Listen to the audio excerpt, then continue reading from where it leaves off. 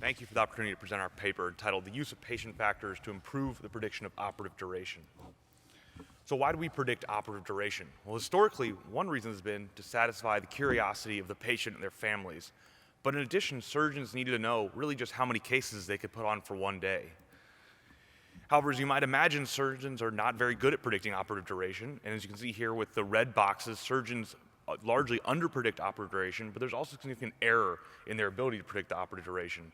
What's more surprising, though, is that the surgical scheduling systems that have been developed with the use of EMRs are also very unreliable in predicting operative duration. They also often underestimate, but the bigger issue is that they're just not very accurate and have significant error bars, as you can see here.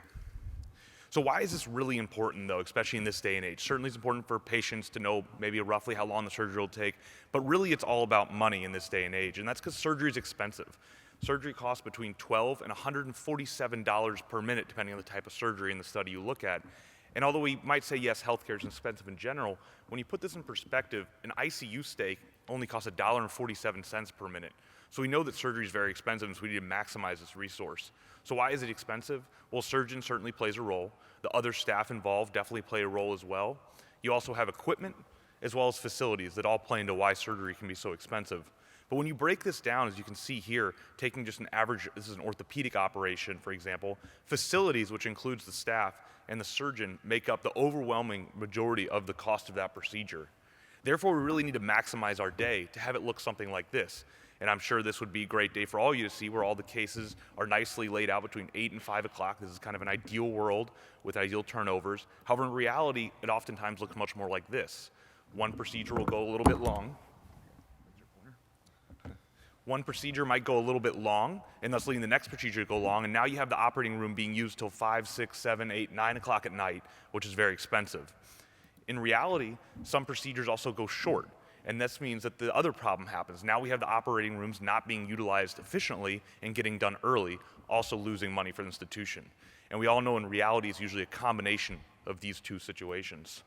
So now all of a sudden, we have lost productivity for the surgeon, we have overtime pay for the staff, and we have underutilization of the equipment in the facilities, something that becomes only more important as we have more complex operations. So now all of a sudden, we go from a profit center to a cost center, and nobody wants to see that. But in addition, we have other implications of this. We have decreased patient satisfaction due to prolonged wait times. We have decreased staff satisfaction because they have to either stay late or go home and then not get paid for that last hour. And then, although we don't really talk about it, we have decreased surgeon quality of life, and decreased quality of life maybe of the spouses when the surgeons don't make it home for dinner. So the current system not only fails to adequately predict operative duration, but it's also unable to detect outliers, and there's certainly room for improvement. And this is only going to get more important. As healthcare gets more and more complex, our operations are getting more complex, and our patients are getting more complex. So we need to do better with how we predict operative duration. So therefore, we hypothesize that the integration of preoperative patient factors would improve the prediction of operative duration for elective cholecystectomy patients. We had 3 aims in mind. We wanted to identify preoperative factors that were associated with operative duration. We wanted to build a clinically useful model, and then we wanted to compare this model to our existing system and then validate it externally.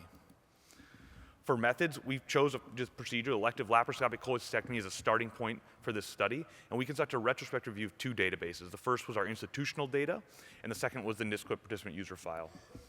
Our exclusions were non-elective cases and those with concurrent procedures except cholangiography. And our primary outcome was operative duration. Now, this is defined as first incision to skin closure and does not include anesthesia time or turnaround time. We had 3 different operative durations that we looked at. The first was the actual duration of how long the surgery really took. The next, for our institutional data, we actually looked at what our current scheduling system predicted for each of those cases, and we looked at that retrospectively, what that kind of number was that it was estimating. And then we compared those to our new models. So briefly, our current system, which is most institutions have different systems, but they're all fairly similar, they essentially use a mathematical model to estimate either the median or mean operative time typically, and they often use either historical or surgeon or historical procedure data, and oftentimes both. And then sometimes the surgeon can manually deviate this if they feel like that procedure might go long or short. So for statistical analysis, we did a univariate as well as multivariable logistic regression analysis, followed by a classification tree analysis. And I'll explain that a little later in the results, a little easier to understand. But essentially, it iteratively analyzes the data sets until no further predictive variables are found. So it works a little differently than the univariate and multivariable regression.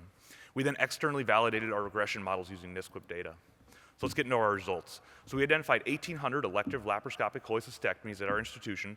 29% were men, mean age about 50, and the median operative time was 89 minutes.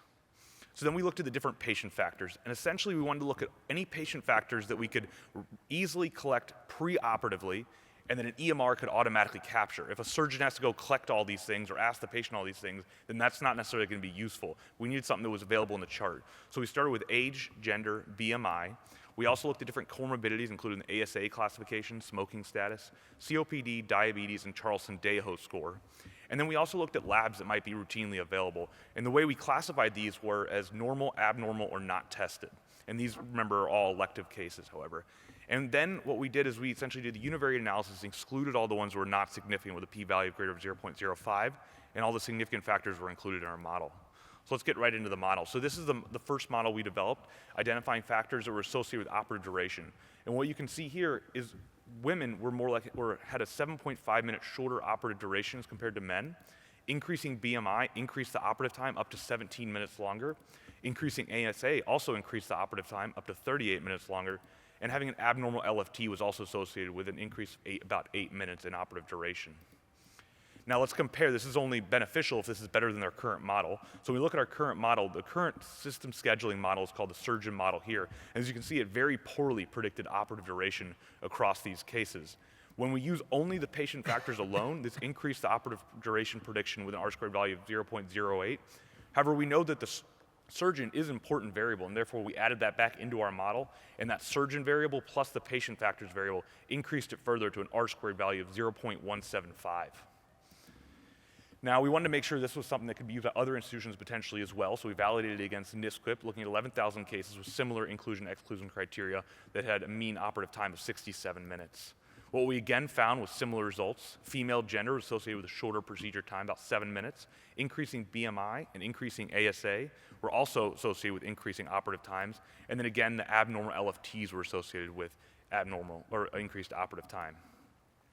We then wanted to try to make a little more clinically useful model. It's certainly great to point out that these different patient factors increase operative time, but we really need a more clinically useful model. And we thought if we could group these procedures into different groups that maybe have prolonged or significantly shorter operative time, then you could actually change your schedule potentially based on the fact that you might have a couple procedures that you see that likely to go long, or ones that are predicted to go short, you could add another case on for that day. So to do that, we did a classification tree model. And so for this, we again looked at the different patient factors that were significant, and this is a slightly different type of model, so different factors were significant, in this case amylase, for example. And then we also looked at non-patient factors. We looked at a lot of different factors to try to identify which ones were significant, and these are the ones that we found for our institution. We found that obviously the use of intraoperative cholangiography, hospital campus, and then the specialty of the surgeon themselves. So for our classification tree model, we again compared this just to our standard institutional surgeon model, and again it performed better with R-squared value of 0.13.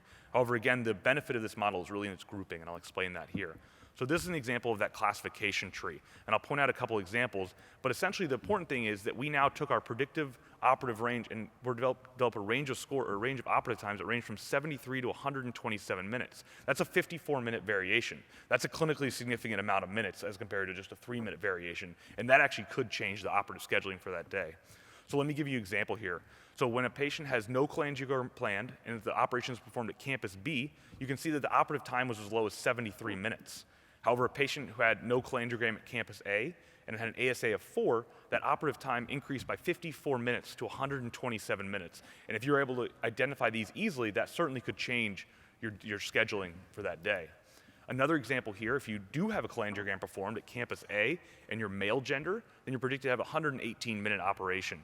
However, with the only difference being female gender instead of male, that operative duration decreases by 14 minutes to 104 minutes. So you can see here how we can make clinically significant groups of patients that may actually impact the operative scheduling system. So we certainly have significant limitations, the main one being this is a single institution study. We did validate part of our data on NISQIP, and we're only looking at a single elective procedure at this time. We also have unique institutional factors, and like I mentioned, we looked into a lot of these, and every institution would have to kind of look into their own factors that are significant. And then we didn't look at anesthesia time, turnaround time, and other team factors that are certainly likely to play a role and have a significant impact on the operative scheduling. So what are our conclusions? Well, I think the current scheduling system is unreliable and may contribute to costly over and underutilization and estimation of the OR. And routinely available preoperative patient factors can improve the prediction of operative duration. and this is supported on external validation, and a classification tree may be clinically useful to further improve these models. So what are the implications of this? There is a demand for an improved system, and patient factors should likely be part of this system, and given the feasibility of this model on this one procedure, further research is needed to make this into a clinically useful model across all procedures.